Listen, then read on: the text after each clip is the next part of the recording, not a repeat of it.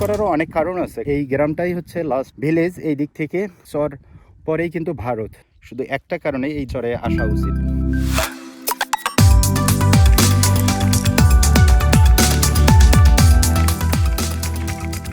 Good morning internet. এখন বাজে সকাল 8:30। আমি আছি বাংলাদেশের রাজধানী ঢাকা থেকে প্রায় 400 কিলোমিটার দূরে কুড়িগ্রামের উলিপুর থানায় জাহাজের আলগা নামক একটা চরে। আজকের ডেস্টিনেশন জাহাজের আলগা চর থেকে দইখর চর। It is your host Firoz and welcome back to my channel. গতকাল যখন যাত্রাপুর বোটঘাটের মধ্যে ছিলাম, দইখর চরে যাওয়ার কথা ছিল, কিন্তু সামহাও আমি ওখানে যাইতে পারি নাই। ঝুমকার চর থেকে যখন যাত্রাপুরে আমাদের নৌকাটা এসে পৌঁছায় তখন অনেকটা সন্ধ্যা হয়ে যায়। দইখর চরের নৌকাটা অনেক আগেই চলে যায়, যার জন্য এক ভাই আমাকে সাজেস্ট করে আপনি এই চরে যান, আগামীকাল আমি আপনাকে পথ দেখাই দেবো, আপনি ওই দিক দিয়ে দইখর চরে যেতে পারবেন।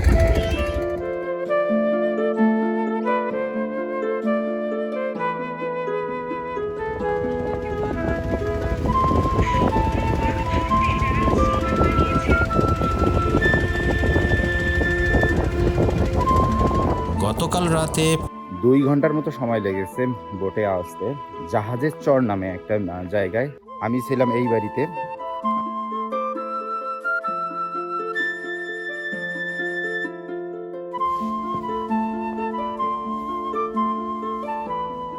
যখন নৌকার মধ্যে উঠলাম, নৌকার মধ্যে ওঠার পর আমাকে অনেকে অনেক কথা জিজ্ঞেস করতেছিল। ওই জিজ্ঞেস করার এক পর্যায়ে এক ভদ্রলোক আমাকে বলতেছিল তুমি আমাদের বাসায় যাবা। ওদের বাসায় যাওয়া হয়নি, ওদের বাসায় একটু পর যাব। খাওয়া দাওয়ার কথা বলতে গেলে একদম ভিআইপি লেভেলের খাওয়া দাওয়া হচ্ছে। সকাল রাত্রেবেলা না খাওয়া দাওয়া করে ঘুমাইছে, একটু আগে উঠলাম। এখন চা মিষ্টি সেমাই খেলাম।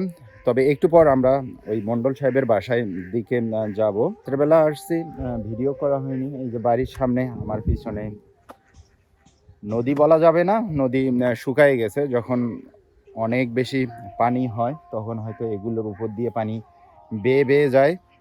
সামনে তো শীত, কিছু দেখা যায় না, এখনো কুয়াশা পড়তেছে। কখন এখানে আসবা? কি করছো? চরের মধ্যে যে জিনিসটা মেইন ইস্যু, রাস্তাগুলো দেখতেছেন, রাস্তাগুলোর খুব খারাপ অবস্থা। বাচ্চারা সব স্কুলে যাচ্ছে। এখানে এই জাহাজ চরের মধ্যে 2টা স্কুল দেখতেছি। একটা হচ্ছে ফ্রেন্ডশিপ স্কুল, যেটা এনজিও চালায়। অন্যটি হচ্ছে প্রাইমারি স্কুল, গভর্নমেন্ট যেটা চালায়। ধরে রাখবেন এখন।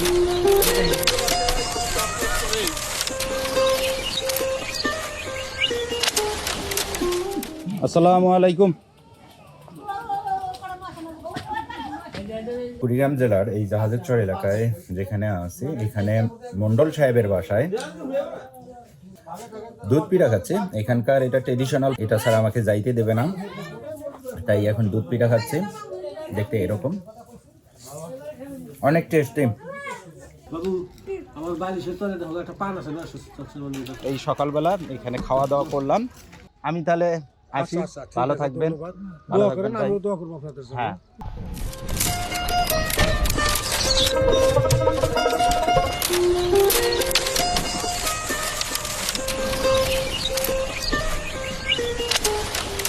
চরের মধ্যে তো ওইভাবে কোনো রোড থাকার কথাও না। এক ভাইয়ার মতে যে চর জায়গা, যেদিকে রোড আপনি যেদিকে যাইতে চাইবেন সেদিকে না যাবে। সব থেকে আরও দুঃখজনক বিষয় হচ্ছে কতদিন কত বছর আগে আপডেট করেছে জানি না, কিন্তু আমি যেদিকে যাচ্ছি, আমি যদি ম্যাপের মধ্যে দেখি, এইটা দেখা যাচ্ছে আমি নদীর মধ্যে আছি, কিন্তু চারিদিকে হচ্ছে বাড়ি ঘর, সব কিছুই দেখা যাচ্ছে।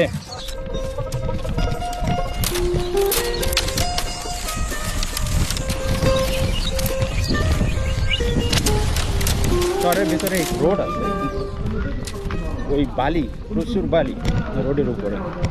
এখানে বাদাম শুকাইতে দিছে, যেহেতু চর এলাকা বাদামের চাষটা অনেক বেশি হয়।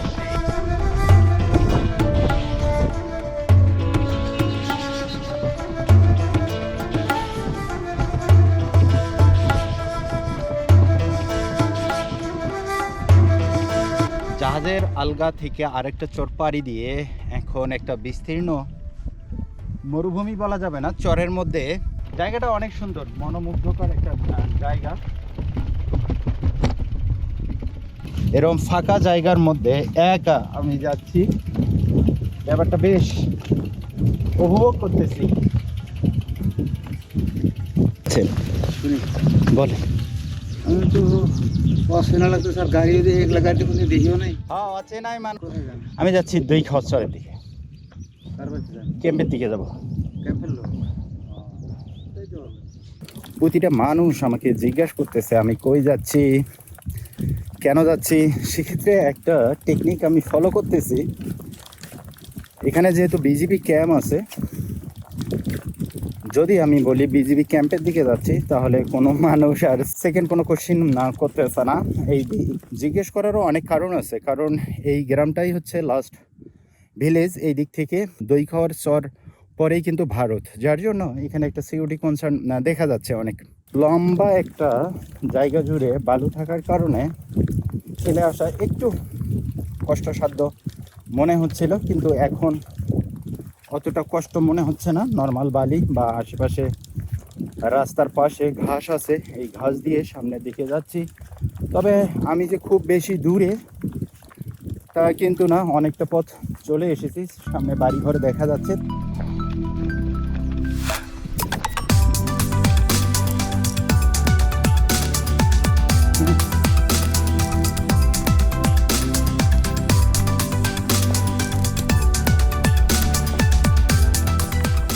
আমি নদীর ধারে আসলাম, এই যে নদী, সামনে বোটঘাট।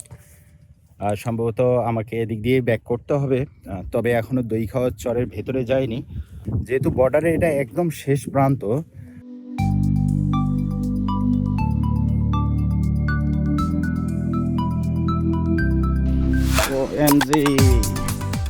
এগুলো মনে হয় গভর্নমেন্ট অনুমোদিত যে ঘরগুলো চরাঞ্চলে করে তার অংশ। ম্যাক্সিমাম পরিত্যক্ত দেখতেছি, হাতে গোনা দুই একটা ঘরের মধ্যে মানুষ বসবাস করতেছে। সব টিন শেডের ঘর এবং নিচে প্লাস্টার করে দেওয়া।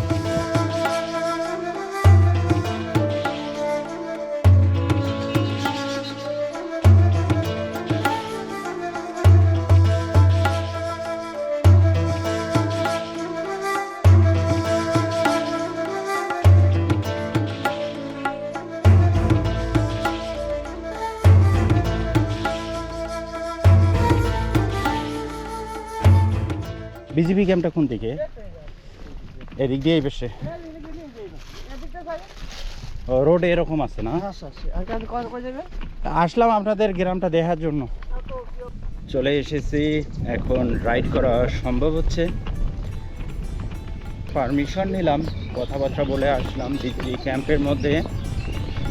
আর তারা বললো এখানে তো আমাদের যেখানে ক্যাম্প, এখান থেকে তো অনেক দূর বাংলাদেশের জমি আছে, আপনি যেতে পারবেন। লোকাল মানুষকে জিজ্ঞেস করেন কতটুকু যাওয়া যাবে, ঠিক ততটুকু যাইয়েন, তার বেশি যাইয়েন না। এক ছোট্ট আপু আছে, কি নাম তোমার? ওর সাথে যাচ্ছি, সামনের দিকে যতটুকু যাওয়া যায়।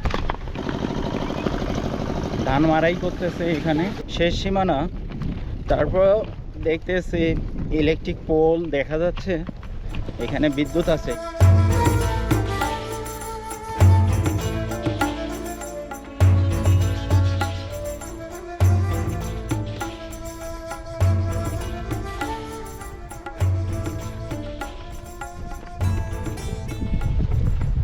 আমি চারণভূমির মধ্যে চলে এসেছি। এখানেই মেবি লাস্ট স্টেজ, এর ভিতরে হয়তো যাওয়া সম্ভব না। সামনে ঝাউ গাছ দেখা যাচ্ছে। দেখে আমি সামনের দিকে যতটুকু যাওয়া যায়, অনেক ভাঙাচোরা দেখতেছি।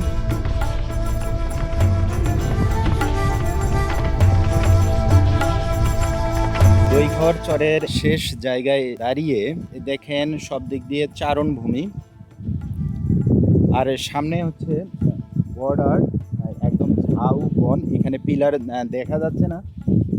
সামনে বিএসএফ ক্যাম্প এবং কিছু টহল চৌকি দেখা যাচ্ছে এখান থেকে।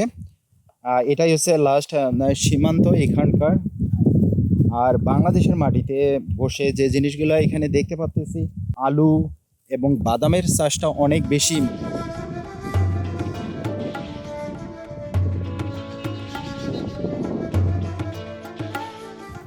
এবং বাংলাদেশের সীমান্তে দাঁড়িয়ে আরেকটা দেশ দেখা, এটাও একটা আনন্দ অনুভূত হয়, অ্যাটলিস্ট আমার কাছে।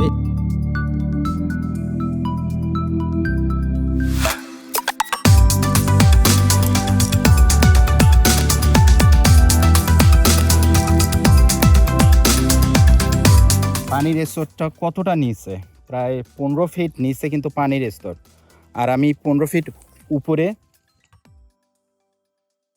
বা বর্ষার সময় আমি যেখানে দাঁড়াই আছি এখান থেকেও 5 ফিট উপরের দিকে উঠে যায় পানি। এই যে সামনে বাড়িঘর আছে, এই বাড়িঘর সবাই হচ্ছে কি বলে ওইটা, ঘরের ভিতরে আলাদা একটা করে ওই চৌকি উপর দিকে টাঙায় নেয়, সেখানে বসবাস করে। আর জঙ্গলের মধ্যে দেখতেছি কোনো একজন অনেক আগুন লাগাই দিচ্ছে, যার জন্য অনেকটা শব্দ হচ্ছে। আমি একটু যদি দেখানোর চেষ্টা করতেছি, ধোঁয়া উঠতেছে ওখান থেকে, কতটুকু দেখা যাচ্ছে। ওখানে বাংলাদেশি মানুষ ওখানে গেছে। তোরে দই কোথাও খুঁজেই পাইনি। গতকাল যাত্রাপুর থেকে বুট আর বুন্দিয়া নিয়েছিলাম, কিছু এগুলো নষ্ট হয়ে যায়নি, খেয়ে তারপরে রওনা করব। এই জায়গাটা ফাঁকা জায়গা বা বিস্তীর্ণ চারণভূমি দেখা যাচ্ছে।